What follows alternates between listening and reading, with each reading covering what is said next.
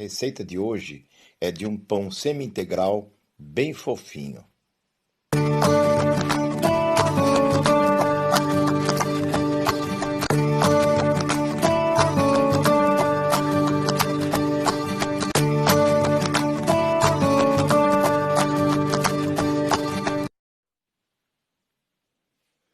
Eu vou passar os ingredientes com as medidas de xícaras e colheres para quem não dispõe de uma balança. Para a farinha, cada xícara tem aproximadamente 100 gramas de farinha, sem comprimir, tá? A farinha fofinha na xícara. Então nós vamos usar 350 gramas de farinha branca, do tipo 1 é melhor para o pão, tá? O tipo 2 é para bolo. Então 350 gramas que dá 3 xícaras e meia dessa farinha. E vamos usar 150 gramas da farinha integral, que vai dar 1,5 xícaras, tá? 1 xícara, eu estou colocando aqui para vocês verem o tamanho da xícara, porque existe um monte de tipo de xícara. Aqui em casa, cada xícara tem um tamanho. Tem xícara aqui que parece um balde. Quem quiser pode alterar essa proporção, desde que vocês mantenham 500 gramas de farinha, tá? Pode usar meia, pode usar, por exemplo, 2,5 xícaras da integral, 2,5 xícaras da branca. Isso aí fica a seu critério, tá?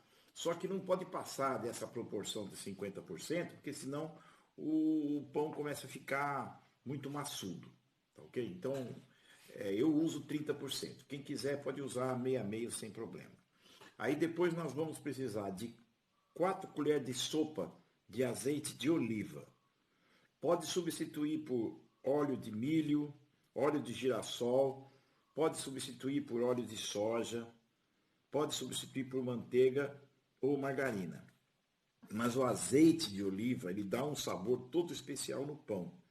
Além de ser um ingrediente muito saudável, tem ômega 3, etc. E o gosto que ele dá no pão, no pão integral é maravilhoso. Aí vamos precisar de 1 colher de sopa bem cheia de açúcar,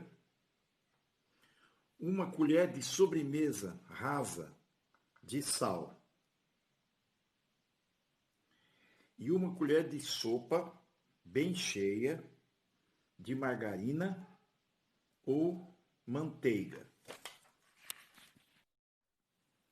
Vamos precisar também de 10 gramas de fermento biológico instantâneo seco. 10 gramas é aquele pacotinho que vende no supermercado, vem certinho 10 gramas, tá? É um pacotinho daqueles lá, fermento instantâneo. Pode ser de qualquer marca, só se preocupe em olhar o prazo de validade, porque se você usar um fermento que está vencido, você vai ter problema no seu pão, tá ok?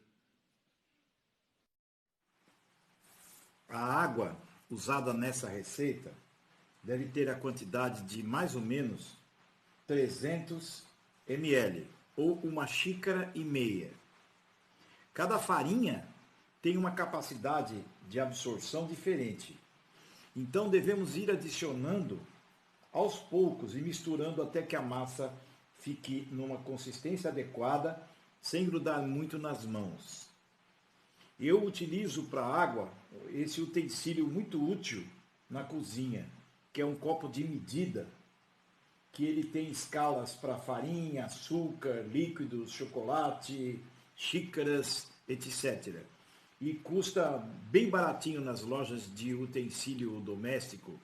E ele é muito útil na cozinha, ele substitui as xícaras, substitui colheres, substitui as medidas em ml. É um coringa na cozinha. Nesta vasilha eu coloquei os ingredientes. Adicionei as 500 gramas de farinha, das 2 farinhas misturadas. Tá ok? Coloquei o fermento. Misturei com a farinha. o açúcar,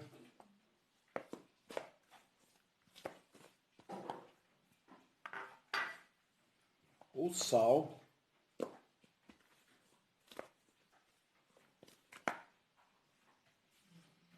o azeite de oliva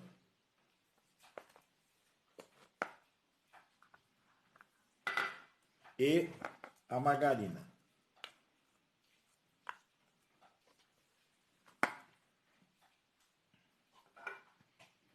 E agora vamos adicionando aos poucos a água e mexendo. E agora vamos misturar bem.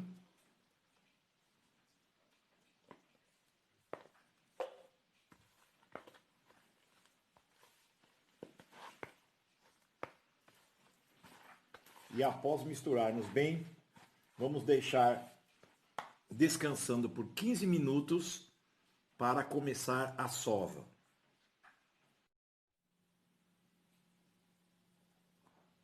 A sova é a parte mais importante na elaboração do pão.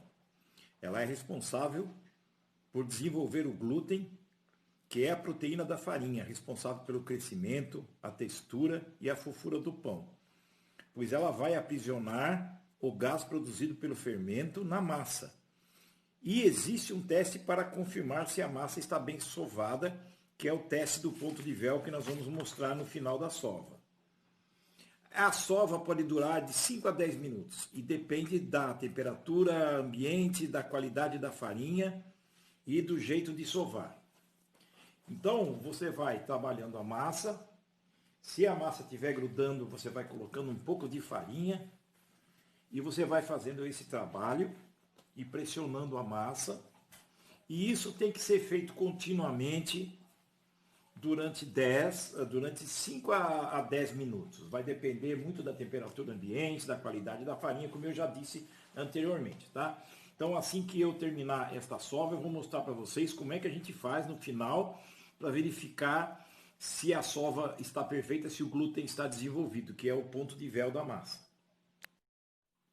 Não coloque muita farinha na massa. O ideal é que a massa fique assim meia grudenta, mas não tão grudenta que impeça de sovar.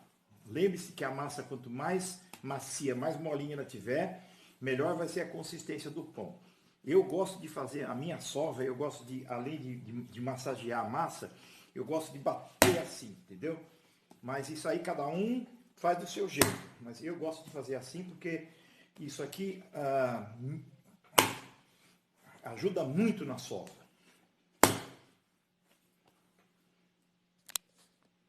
Se a massa começar a ficar muito grudenta, você pega um pouco de farinha e bem pouquinho mesmo, você coloca um pouquinho para ela não ficar tão ruim de você amassar. Tá vendo? Só um pouquinho de farinha, ela já desgruda e já fica bem mais fácil. Enquanto você sova, é normal que a massa vá pedindo um pouquinho de farinha para não grudar. O teste que a gente faz para ver se ela atingiu o ponto de véu é o seguinte: você pega uma parte da massa e você dá uma esticada, e se você notar que a massa está não estourando e ficando assim que nem uma bexiga com bastante elasticidade, que você coloca o dedo atrás e você vê que a massa vai e volta, entendeu? Assim como eu estou fazendo aqui no caso, é porque a massa já atingiu o ponto de véu. Ela está rasgando um pouquinho ali, mas o certo mesmo é isso aqui, olha. Tá vendo? Você vai esticando devagarinho e você vê que a massa tem uma elasticidade, ou seja, ela vai conseguir aprisionar o gás carbônico produzido pelo fermento e o seu pão vai ficar bem fofinho. Nesse ponto, você já pode parar de sovar e aí nós vamos fazer uma bola e vamos colocar ela numa vasilha fechada, num lugar tépido, um lugar morno, e vamos aguardar ela dobrar de volume, e isso demora mais ou menos aí de 30 minutos a 1 hora e meia, depende da temperatura ambiente. Assim que ela dobrar de volume, já está terminada a fase da primeira fermentação. Aí nós vamos passar para o segundo passo, que é formar as bolinhas e descansar e depois fazer os pãezinhos e esperar na segunda fermentação, já na forma, o crescimento final, tá ok? A gente volta daqui a pouco. Molhe o dedo na água e aperte na sua massa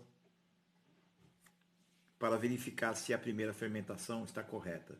Se fizer esse buraco assim e a massa não voltar, é porque a sua massa está totalmente fermentada e você já pode passar para o próximo passo da fabricação do seu pãozinho.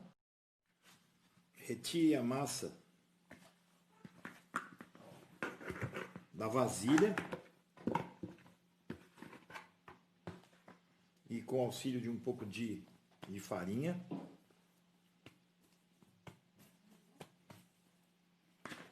para não grudar,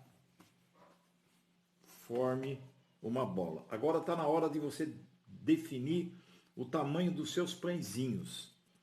Então eu costumo usar um peso de mais ou menos 80 a 100 gramas, né? Mas isso aí fica no critério de cada um, do jeito que você quiser os seus pãezinhos. Então vamos fazer as bolinhas e daqui a pouco a gente volta.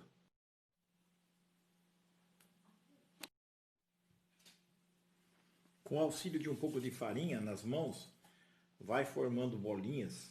Eu escolhi fazer pãezinhos de mais ou menos 100 gramas cada um. Então o rendimento aqui deu 3, 6, deu 9 pãezinhos. Aí você coloca um pouco de farinha na mão e vai formando as bolinhas, dá uma esticadinha nelas e deixa elas bem boleadinhas, bem perfeitinhas.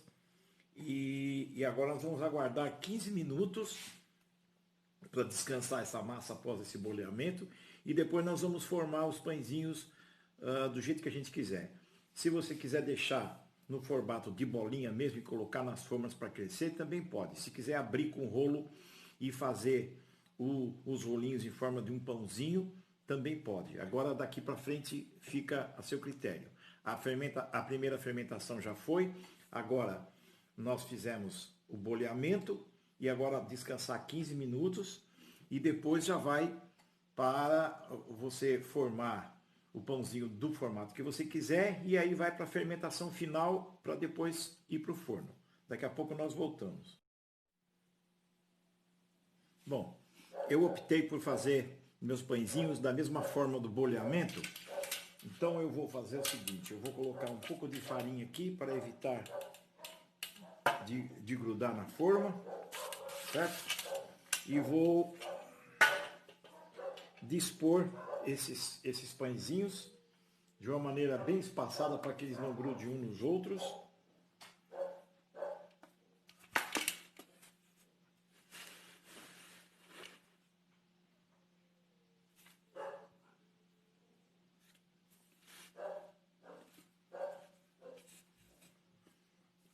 Tem que deixar bem espaçado, porque eles vão crescer muito, tá? Então eu tive que pegar uma outra forminha aqui, para colocar mais os 3 pãezinhos, porque senão não ia dar.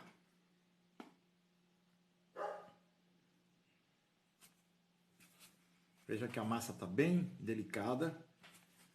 Então agora nesse ponto, a gente vai esperar essa massa crescer, dobrar de tamanho e depois nós vamos levar ao forno bem quente. A gente vai ligar o forno, esperar uns 15, 20 minutos até ele ficar bem quente e depois assar aí por uns 20 a 25 minutos até começar a ficar douradinho. Então vamos esperar crescer e daqui a pouco a gente volta. Essa é a última fermentação, tá? Que é a fermentação final, já com os pãezinhos já na forma. Bom, já deixamos os nossos pães crescendo, que é a última fermentação.